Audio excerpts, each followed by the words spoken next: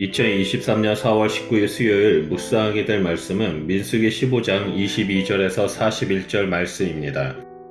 오늘 본문 말씀 역시 추가적인 규례에 대해 나옵니다. 일반적인 속죄제의 규정은 레위기 4장 5장에 기록되어 있는데 본문은 레위기 본문에서 추가되는 부분들을 보완하기 위해 기록되었습니다. 본문의 문맥상 뒤이어 나오는 안식일 규례를 어긴 사람에 대한 언급 등과 관련해서 미리 규정 등을 제시하는 것을 볼 수 있습니다.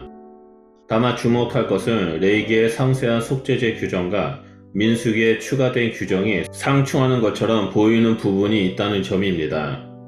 부지 중에 지은 죄에 대해 레위기의 규정은 수소를 들이지만 본문은 소의 번제, 소제, 전제, 속죄제의 수염소를 드리도록 합니다. 레위기는 신분에 따라 각각 다른 속죄 제물을 드리도록 요구하지만 본문은 구체적인 지침이 주어지지 않습니다.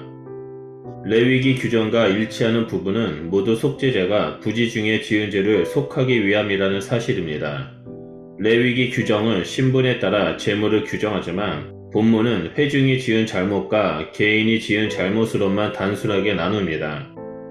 레위기와 민수기 본문에서 제물의 차이가 나는 이유를 살펴볼 필요가 있습니다. 그 첫 번째는 회중의 죄가 정확히 동일한가입니다. 레위기 3장은 여호수아의 명령을 어겼을 때라고 언급하고 민수기 15장은 수행 명령을 제대로 지키지 않았을 경우를 뜻합니다. 민수기 15장 22절에 여호와가 모세에게 말씀하신 이 모든 명령을 지키지 못하되 라고 언급합니다. 둘째로 회중에 제사장이 포함된 경우와 제외된 경우를 구분해야 합니다.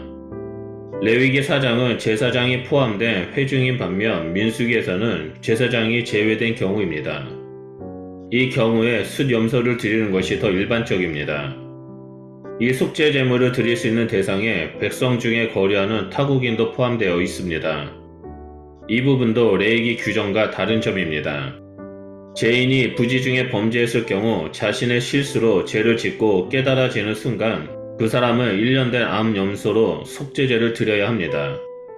레위기 4장에서는 이 경우 신분에 따른 제물의 차등을 두지 않았지만 민수기에서는 일반적으로 드려지는 제물만을 언급합니다. 이 규정은 백성들 중에 거류하는 타국인에게도 그대로 적용이 됩니다. 또한 30절에 고의적으로 범죄한다라는 표현은 원래 높은 손으로 범죄한다라는 뜻입니다.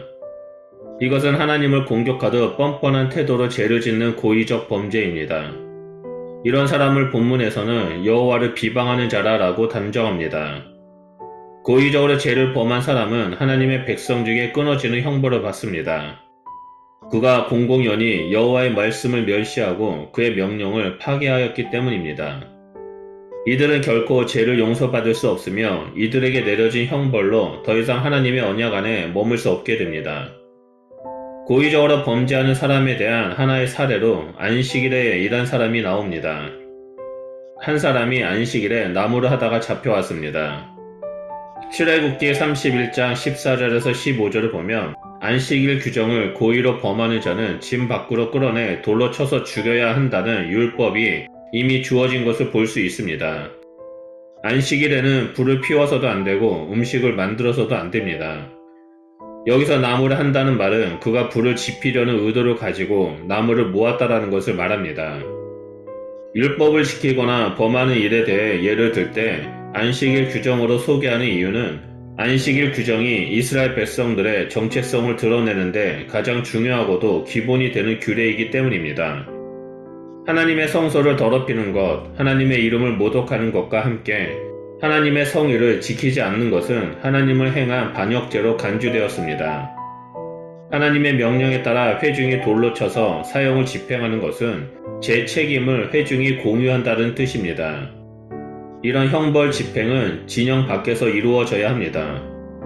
진영 안은 이스라엘의 백성, 곧 성막에서 뿜어나오는 하나님의 거룩의 힘을 입으며 하나님의 공동체가 더불어 살고 있는 정결한 영역이기 때문입니다.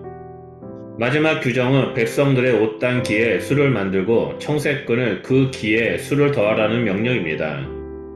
이것은 단순히 복장 지침이 아닙니다. 숯을 다는 것은 고대 사회의 귀족의 신분을 뜻하는데 이스라엘 백성이 모두 그렇게 술을 달게 하심으로 하나님의 택함 받은 백성의 신분을 기억하게 하신 것입니다. 이스라엘 백성들은 귀한 장식을 달아 자신들의 고귀한 정체성을 상기했을 것입니다.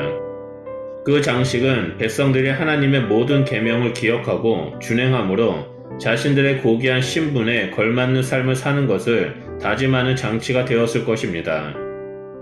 옷단의 단수를 하나님의 명령을 기억하는 수단으로 삼았기 때문에 훗날 유대인들은 말씀을 잘 준행한다는 뜻으로 겉옷에 붙은 술에 입맞춤을 하는 행위를 전통적으로 발전시켰습니다. 이처럼 옷자락 끝에 술을 달아 내리고 청색끈을 달도록 한 것은 하나님의 말씀을 기억하는 장치입니다. 이스라엘은 끊임없이 하나님의 말씀을 잊어버리고 방황할 수 있었기 때문에 옷에 술과 청색끈을 달아둠으로 볼 때마다 자기의 마음과 눈의 욕심을 쫓지 않고 하나님의 말씀을 준행하는 사람들임을 다시 한번 되새기게 됩니다. 우리 역시 예수 그리스도로 말미암아 하나님의 택하신 백성이 되었습니다. 그럼 우리는 매일의 삶 속에서 하나님의 말씀을 기억하고 준행하는 것입니다.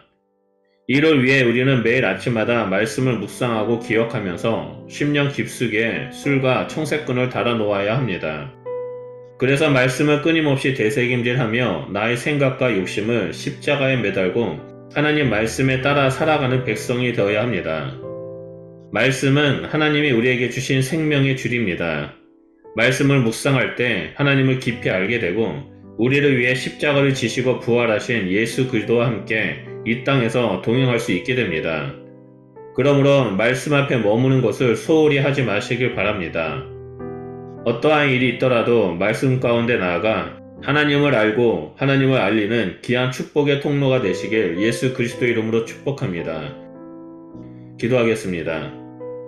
하나님, 우리가 이 땅에서 끊임없이 하나님 말씀 앞에 머물면서 그 말씀을 묵상하고 말씀을 준행하는 그리스도인이 되길 소원합니다. 하나님, 우리 가운데 빛으로 조명하여 주사 하나님의 말씀을 묵상할 때 하나님의 뜻을 깨닫게 하시고 이 땅에서 하나님의 말씀에 순종하는 삶을 살아갈 수 있도록 인도하여 주시옵소서. 그래서 말씀을 통해서 하나님을 깊이 알아가고 하나님을 알리며 하나님의 형상을 드러내는 그리스도인이 될 수 있도록 축복하여 주시옵소서. 우리와 동행해 주심을 감사드리며 예수 그리스도 이름으로 기도드립니다. 아멘.